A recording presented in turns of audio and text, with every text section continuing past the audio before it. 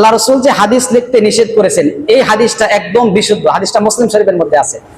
আল্লাহ রাসূল সাহাবীদেরকে হাদিস লিখতে নিষেধ করেছেন, এটা একদম বিশুদ্ধ হাদিস। এর ব্যাপারে কারো কোনো দ্বিমত নেই যে উনি হাদিস লিখতে নিষেধ করেছেন। এই হাদিসের রাবির মধ্যে সমস্যা, রিজালের মধ্যে সমস্যা, কোনো সমস্যা নেই, একদম বিশুদ্ধ হাদিস, মুসলিম শরীফের মধ্যে আছে। আল্লাহ রাসূল বলছেন তোমরা হাদিস লেখো না।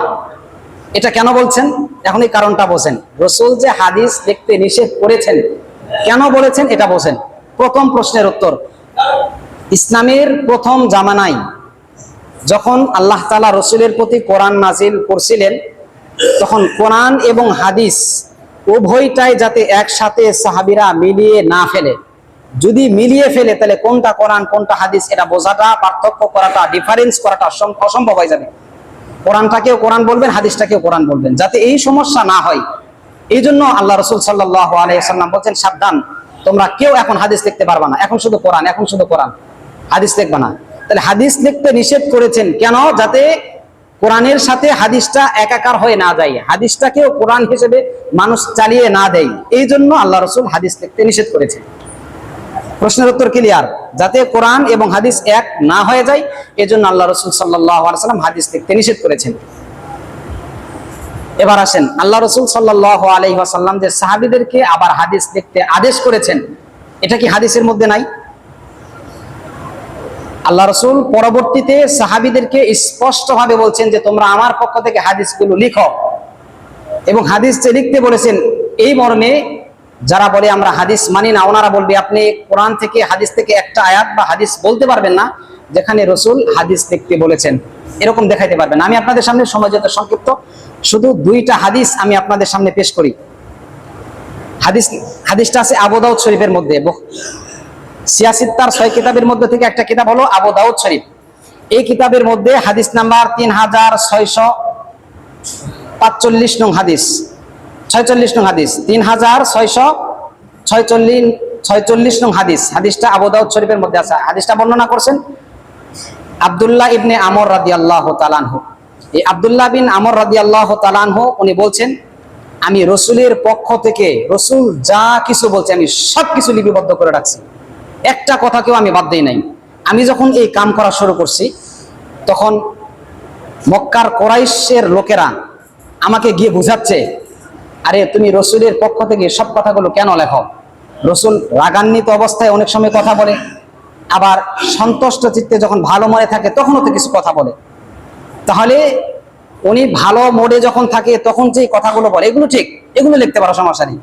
কিন্তু উনি যখন রাগান্বিত অবস্থায় থাকে তখন তো তিনি আবল তাবল অনেক কিছুই বলতে পারে, এগুলো তো হাদিস না, এগুলো তুমি কেন লেখো?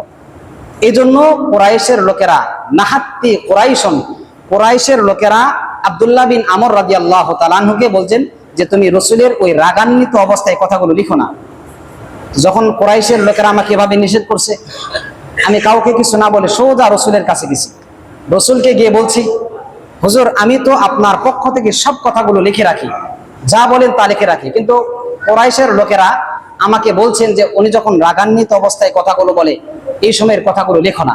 হুজুর আমি তাহলে কি করবে, আমি এই সময় কি করব, আপনার কথাগুলোকে আমি লিখবো না? আল্লাহ রাসূল সাল্লাল্লাহু আলাইহি ওয়াসাল্লাম ওই সময় স্পষ্ট আকারে বলছিলেন, উকতুব মা ইয়াখরুজু মিনহু ইল্লা হাক্কুন। আল্লাহ রাসূল ওই সাহাবীকে রাসূলের মুখের দিকে এরকম ফাআউবাআ বিউসবুইহি ইলা ফিহি, রাসূল তার আঙ্গুলটাকে তার মুখের দিকে এরকম দিয়ে বলছে যে উকতুব, আমার মুখ থেকে যা কিছু বের হয়, মা ইয়াখরুজু মিনহু, যা কিছু বের হয় সবগুলোকে তুমি লিপিবদ্ধ করে রাখো। কারণ আমি যেই কথাগুলো বলি, চাই সেটা রাগের অবস্থায় বলি অথবা সন্তুষ্ট থাকা অবস্থায় বলি, ইল্লা হাক্কুন, আমি নবী সঠিক কথা ছাড়া কোনো সময় আমি কোনো ভুল কথা বলি না। আল্লাহ এই কথাটা আবার কোরআনের আয়াতের মধ্যেও বলে দিয়েছেন সূরা নাজমের মধ্যে, ইন হুয়া ইল্লা ওয়াহয়ু ইউহা, আল্লাহ রাসূল ওহী ছাড়া মুখ দিয়ে কোনো কথাই বাহির করেন না। তাহলে বোঝা গেল আল্লাহ রাসূল সাহাবীকে স্পষ্ট আকারে কথা বললেন, আমার মুখ থেকে যা কিছু বের হয় তুমি সব কিছু লিপিবদ্ধ করে রাখো। হাদিসটা আবু দাউদ শরীফের মধ্যে 3646 নং হাদিস। এখান থেকে স্পষ্টভাবে আমরা বুঝলাম রাসূল হাদিস লিখতে সাহাবীদেরকে বলছে। শুধু তাই নয়, আরেকটা হাদিস যেটা বুখারী শরীফের মধ্যে আছে, হাদিস নাম্বার 2434 নং হাদিস, এটা বুখারী শরীফের মধ্যে আছে। আবু শাহ নামক একজন সাহাবী ছিল, বিদায় হজের মধ্যে যখন রাসূল ভাষণটা দিছিল এই সাহাবী রসুলের ভাষণ শুনে এত মুগ্ধ হয়েছেন, মুগ্ধ হওয়ার পরে আল্লাহ রসুল সাল্লাল্লাহু আলাইহি ওয়াসাল্লাম ওই সময় ওই মজলিসে উনি দাঁড়িয়ে গিয়ে বলছে, ইয়া রাসূলুল্লাহ, ইয়া হাবিবাল্লাহ, আপনি যে হাদিসটা শোনালেন এই হাদিসটা আমার খুব মজা লাগছে, খুব ভালো লাগছে, আমার পছন্দ হয়েছে। আল্লাহ রসুল এই হাদিসটা যদি আমাকে লিখে দিতেন তাহলে আমার খুব ভালো লাগতো। রসুল তো হাদিস লিখতে পারে না, রসুল তো লিখতে পারতো না। আল্লাহ রসুল সাল্লাল্লাহু আলাইহি ওয়াসাল্লাম উপস্থিত সাহাবীদেরকে লক্ষ্য করে বলছে, উক্তুবু লিআবি শাহ, উক্তুবু লিআবি শাহ, তোমরা আবি শাহ এর জন্য এই হাদিসটাকে লিপিবদ্ধ করে দাও, তোমরা আবু শাহকে এই হাদিসটা লিপিবদ্ধ করে দাও। তাহলে এইখান থেকেও প্রমাণিত হচ্ছে আল্লাহ রসুল হাদিস লিখতে বলেছেন এবং সাহাবীরা হাদিস লিখেছেন। অতএব দুইটা হাদিস দ্বারা আমরা প্রমাণ করলাম রসুল হাদিস লিখতে বলেছেন এবং সাহাবীরা হাদিস লিখেছেন। এবার আসেন, যে ব্যক্তি আপনাকে প্রশ্ন করলো হাদিস মানা যাবে না, এবার তাকে কঠিন দাঁত ভাঙা জবাব আপনাকে দিতে হবে। কারণ এতক্ষণ পর্যন্ত আমরা ঠান্ডা মেজাজে শান্তভাবে তাকে বোঝাইলাম, কোরআন দিয়ে বোঝাইলাম, হাদিস দিয়ে বোঝাইলাম, হাদিস লিখতে নিষেধ করেছিল কেন সেটাও তাকে বোঝাইলাম, যে কোরআন এবং হাদিস যেন এক না হয়ে যায় এজন্য রাসূল লিখতে নিষেধ করেছিলেন। পরবর্তীতে যখন সাহাবায়ে কেরাম কোনটা হাদিস কোনটা কোরআন বুঝতে শিখেছেন, পার্থক্য করতে শিখেছেন, তখন রাসূল হাদিস লিখতে বলেছেন। এতক্ষণ পর্যন্ত আপনাকে শান্তভাবে বোঝানোর পরে যখন আপনি মানলেন না, এখন আমাদেরকে আঙ্গুল বাঁকা করতে হয়, স্বাভাবিক নিয়ম। এতক্ষণ ধরে বাবা মেয়ে ছেলে সন্তান করে বোঝাইলাম, মাথায় হাত দিয়ে বোঝাইলাম, বুঝলেন না, এখন আঙ্গুলটাকে বাঁকা করেন। আচ্ছা, যে ব্যক্তি আপনাকে দলিল দিয়েছে যে হাদিস লেখা যাবে না, এটা কি দিয়ে দলিল দিয়েছে বলেন তো দেখি? উনি হাদিস দিয়ে আপনাকে দলিল দেয় নাই যে রাসূল হাদিসের মধ্যে বলেছেন হাদিস মানা যাবে না, হাদিস লেখা যাবে না, এটা কি হাদিস দিয়ে দলিল দেয়নি আপনাকে? আচ্ছা, যদি উনি হাদিস দিয়ে দলিল দিয়ে থাকে তাহলে উনি নিজেই তো হাদিসকে মানছে। যে ব্যক্তি এই কথা বললো আমি হাদিসকে মানি না, তাহলে রসুলের যে হাদিসটা এটা কি হাওয়ার মধ্যে ভাসতেছে নাকি লিপিবদ্ধ আছে কিতাবের মধ্যে? যে লিখিত হাদিস দ্বারাই তো আপনাকে উনি দলিল দিল যে রসুলের হাদিস মানা যাবে না। তাহলে যে ব্যক্তি বলছে আমি রসুলের হাদিস মানি না, হাদিস মানা যাবে না, উনি তো রসুলের হাদিস দিয়ে আপনাকে দলিল দিল যে হাদিস মানা যাবে না। যদি আপনি এই কথা বলতে চান আমরা হাদিস মানি না, তাহলে রসুলের ওই হাদিস আপনি মানতে পারবেন না। যদি ওই হাদিস না মানেন তাহলে হাদিসের কোথাও নেই যে রসুল হাদিস মানতে নিষেধ করেছে, লিখতে নিষেধ করেছে, কোথাও নেই। অতএব আপনাকেও হাদিস মানতে হবে। আর যদি বলেন যে আমরা হাদিস মানি, তাহলে রসুলের হাদিসটা তো আপনি মানলেনই। তাহলে এখন দাঁত ভাঙা জবাব দিবেন। যদি আপনি বলেন যে রসুল হাদিস লিখতে নিষেধ করেছে, এটা কোরআন দ্বারা প্রমাণ করেন, হাদিস দ্বারা না, কারণ আপনি হাদিস মানেন না, তাহলে হাদিস দিয়ে আপনি দলিল দিতে পারবেন না, উনি কোনো উত্তর দিতে পারবে না। এরপরে সর্বশেষ কথা আসেন, সময় যেহেতু একটু বেশি হয়েছে, সর্বশেষ আর একটা কথা, একটা যুক্তি আপনাদেরকে আমি দেই। যুক্তিটা কি সহজে মনে রাখবেন। কোরআনের মধ্যে আল্লাহ তাআলা যতগুলো বিষয়কে হারাম করেছেন, কোরআনের মধ্যে আল্লাহ তাআলা যতগুলো বিষয়কে হারাম বলে উল্লেখ করেছেন, এই জিনিসগুলোকে তারা হারাম মানে। আর কোরআনের মধ্যে যেটা হারাম উল্লেখ করে নাই সেটাকে তারা হারাম মানে না, কারণ তারা কোরআন মানে হাদিস মানে না। তাহলে কোরআনের কোন জায়গার মধ্যে কুকুরের গোশত খাওয়া হারাম, এটা কোরআনের কোন জায়গার মধ্যে উল্লেখ নেই। তাহলে যারা বলবে যে হুজুর আমরা কোরআন মানি হাদিস মানি না, তাদেরকে কুকুরের গোশত দিয়ে মেহমানদারি করাবেন। কিসের গোশত দিয়ে?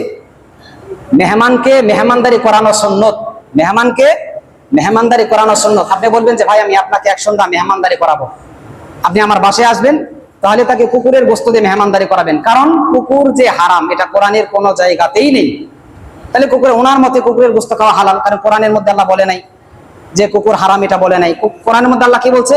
6 নম্বর পারা সূরা মাইদার 3 নং আয়াতের মধ্যে আল্লাহ তাআলা এখানে বলছেন, হুররিমাত আলাইকুমুল মাইতা ওয়াদ দাম ওয়া লাহমুল খিনজির ওয়া মা উহিল্লা বিহি লিগায়রিল্লাহ। এখানে আল্লাহ বলছে আমি মৃত পানিকে তোমাদের জন্য হারাম করে দিলাম, শুকুরের গোশতকে তোমাদের জন্য হারাম করে দিলাম, রক্তকে তোমাদের জন্য হারাম করে দিলাম। যেই পশুটা বা পানিটাকে আল্লাহর নাম ছাড়া অন্য কারো নামে জবাই করা হয়, এটাকেও তোমাদের জন্য হারাম করে দিলাম। তাহলে এখানে তো কুকুরের কথা আসলো না। তাহলে ওনার মতে কুকুরের গোশত খাওয়া জায়েজ, এজন্য ওনাকে কুকুরের গোশত দিয়ে মেহমানদারি করাবেন। এতক্ষণ তো আপনার কোরআন হাদিস দিয়ে ওনাদেরকে সুন্দরভাবে বোঝাইলাম, এরপরও যখন না বুঝলো তাহলে দুইটা যুক্তি তার সামনে পেশ করবেন। এছাড়া আর অনেক যুক্তি আছে। আপনি যারা হাদিস মানেন না, তাহলে নামাজ পড়বেন কিভাবে? কোরআনের মধ্যে নামাজ কিভাবে পড়বেন এই ব্যাখ্যা নেই। রোজা কিভাবে রাখবেন এই ব্যাখ্যা নেই। রোজা রাখেন এই কথা আছে, নামাজ পড়েন এই কথা আছে। কিভাবে রোজা রাখবেন, কিভাবে নামাজ পড়বেন, জোহরের নামাজ কয় রাকাত, যাকাত কিভাবে দিবেন, কিভাবে আদায় করবেন, কোন মালে যাকাত দিবেন, কোন মালে যাকাত দিবেন না, বিস্তারিত বর্ণনা কোরআনে নেই, হাদিসে আছে। তাহলে আমরা যদি হাদিস না মানি তাহলে এই বিধানগুলো আমরা মানবো কিভাবে? এজন্য সহজ কথা, আমরা কোনো বিরোধিতার মধ্যে নেই। সুন্দরভাবে যারা কোরআনকে মানে, হাদিসকে মানে না, তাদেরকে সুন্দরভাবে বোঝাবেন, বিদ্বেষ আকারে না। বিদ্বেষ আকার করলে, মাথা গরম করলে কোনো লাভ হয় না। ঠান্ডা মেজাজে তাদেরকে বলবেন যে ভাই আসলে আপনি যে হাদিস মানতেছেন না, এই কথাটা আপনার ঠিক না। কোরআনকেও মানতে হবে, হাদিসকেও মানতে হবে। কারণ কোরআনটাও আল্লাহর পক্ষ থেকে, হাদিসটাও কিন্তু আল্লাহ তাআলার পক্ষ থেকে। কারণ এর আগে আমি বলছিলাম হাদিসের শব্দটা রাসূলের পক্ষ থেকে, আর অর্থটা আল্লাহ তাআলার পক্ষ থেকে। এজন্য আমরা সকলেই চেষ্টা করব যে আমরা যাতে হাদিসকে মানি। আল্লাহ তাআলা আমাদের সকলকেই হাদিসকে মানার তৌফিক দান করুন।